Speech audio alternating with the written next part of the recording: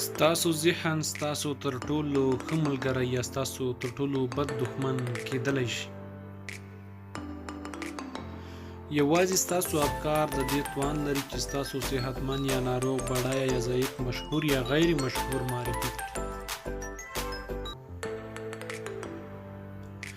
ستاسو ذهن د یو پیاوړي ځواک په څیر دی چې په زړه پورې پایلې راوړلو لپاره په هر اړخ کې بریا خپلولی شي،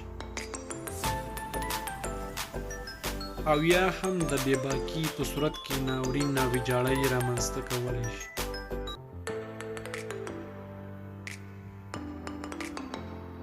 تاسو خپل فکرونو ته مثبته انګیزه ورکړئ، خپل فکر په مثبت لوري رهبري کړئ. د مینې، امن او هیله په اوبو یې ومینځئ ترڅو درته د ژوند یو ښکلی او زړه راښکونکی انځور وړاندې کړي. له منفي فکر، تاوتریخوالي، وژنو او کرکې یې لرې وساتئ. ستاسو فکر ستاسو راتلونکی تقدیر ټاکي.